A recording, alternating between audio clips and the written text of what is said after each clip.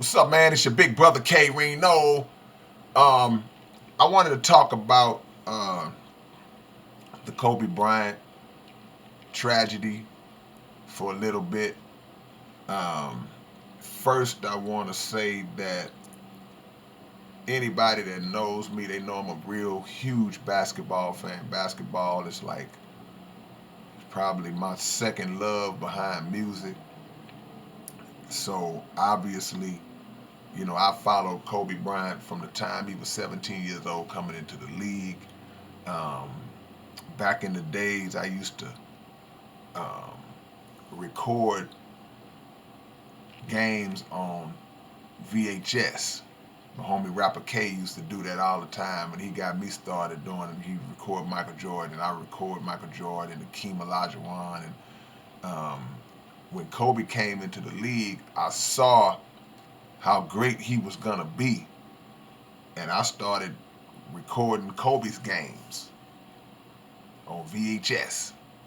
Cause I was like, man, one day, man, we gonna look. This is before YouTube and all that came out, where you can just look at all that stuff now with the click of a button.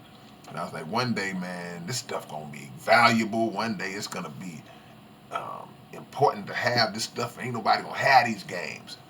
But of course, time and technology consumed that, and now you have platforms like YouTube that you can just watch Kobe highlights or anybody's highlights at the click of a mouse.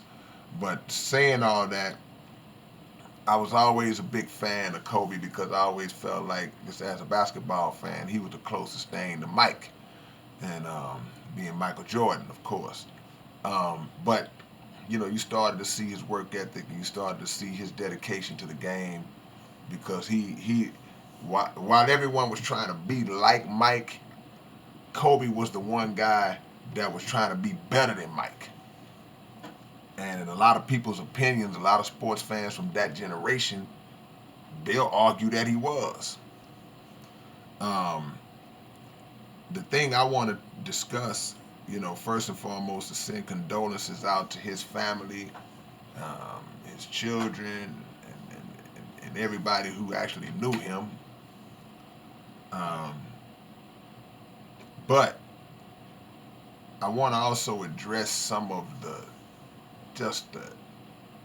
vile, evil, negative comments and posts that I've seen since this happened Sunday. And it always amazes me. I never become immune to seeing and hearing some of the hateful things that people say when somebody passes away, in particular a celebrity, because we live in this age where everyone is so focused on who's uh, who's a part of secret societies, who's Illuminati, who's working for the system, who's a puppet of the system. And of course, y'all know me, y'all know I write about that type of stuff all the time. And in most cases, I have people in mind when I write it, but I very rarely say who those people are. I'll specify a group, and anything I say is based on my own research and based on facts. However, I'm not a person who subscribes to this theory that every single actor, rapper, athlete, celebrity, I'm not the person who subscribes to the theory that all of them are just somehow involved in this knowingly involved in this system's sickness. Now you can be involved in it not knowing, and there are some who say, "I'll sell my soul, I don't care." One of the first things you saw when Kobe passed away, you saw the conspiracies come out. Well, LeBron just passed him up on the scoring list, and oh, the Grammys are tonight. And, just a lot of stuff that just, in my eyes, is ridiculous, and it has no merit, no connection. Um, because things got to make sense. things have to make sense in order for me to digest it and to accept it. Um, Secondly, just the evil things that people have said on social media. People have said things like, um, "Why y'all care about somebody y'all didn't know? He didn't do nothing for y'all. He didn't even marry a black woman. He dumped his girlfriend and married the wife he has now." Um, just all kinds of terrible things, man. Everyone acting like they Kobe fans now.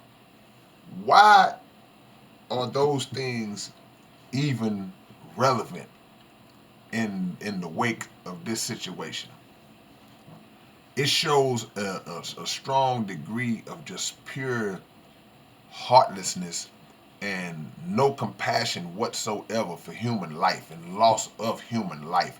And these are grown people saying this.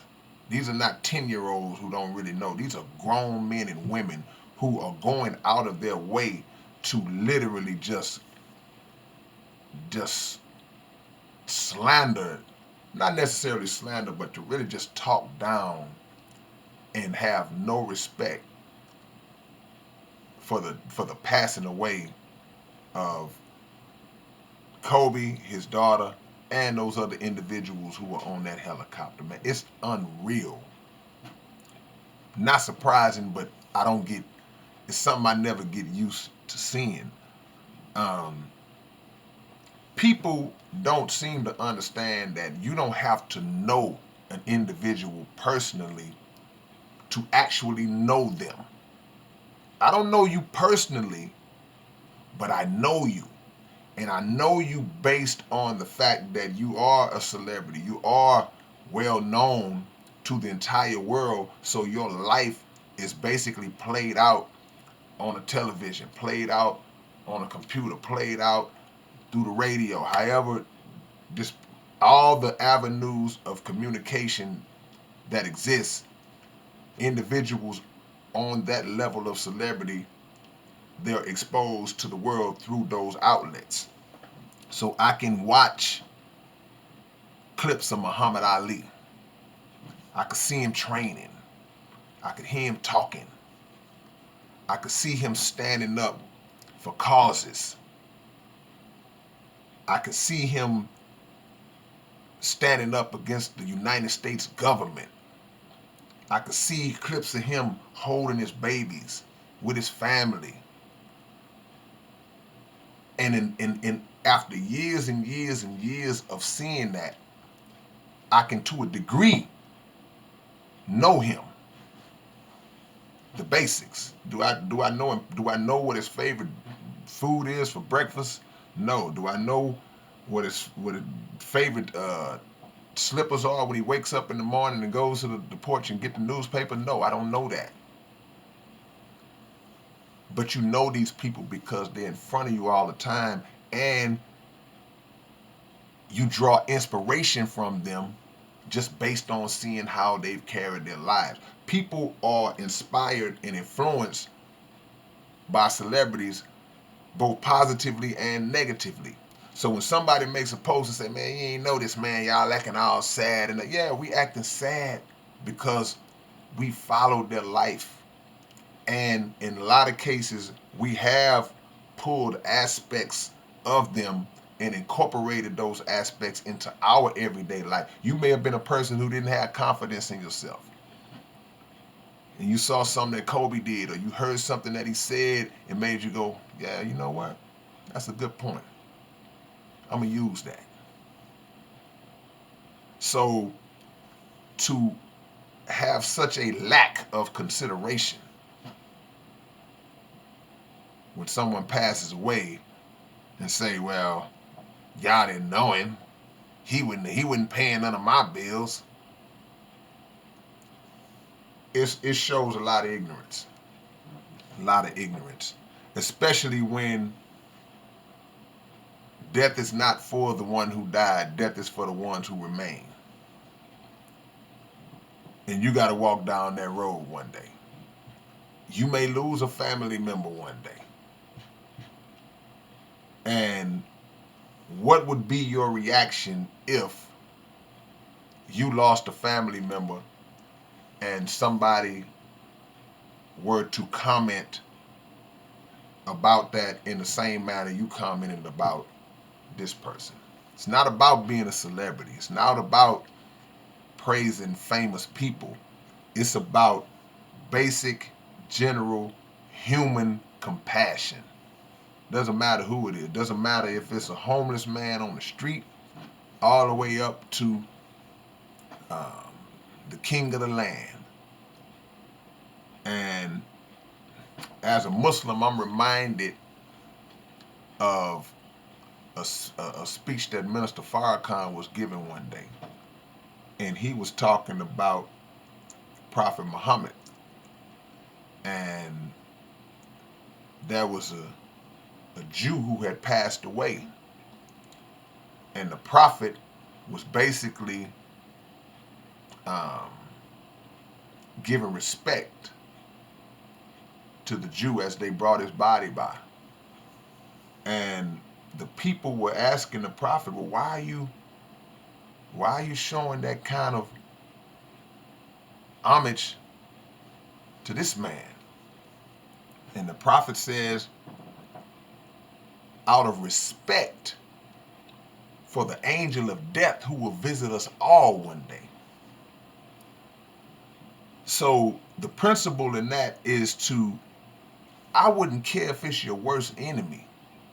You may have never liked a certain individual, and that's okay, because you can't be fake about it.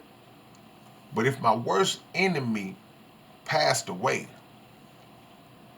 the fight is over. It's over for him, and it should be over for me, because now I look like a fool to still be beefing with somebody who, number one, is not here to defend themselves as they were beforehand, and it's total disrespect. You have to let that go at that point. If they ask me, nah, me and him, we wasn't good like that. But I'm not going to go out of my way to continue to go at this individual like I may have when we were around. So it doesn't matter if it's Kobe, doesn't matter who it is, man, celebrity or total unknown individual, show respect. Show respect for the grand scheme of life, the cycle of life that everybody passes through. Show respect for the principle that it could be one of your family members tomorrow, and you should give exactly what you would want to receive in that situation. So that's just my take on it, man. Again, R.I.P. to the Mamba, and we're gonna keep on hooping, and we're gonna keep doing what we're doing, and now it's time to study the man. Study the things of him that were of good, and draw inspiration, because people live through you. When they're physically gone, they live through us if we extract the principles that they embodied. Y'all feel me on that? So they always gonna be here as long as you become a reflection of them. They don't never die. We just perceive not. Peace.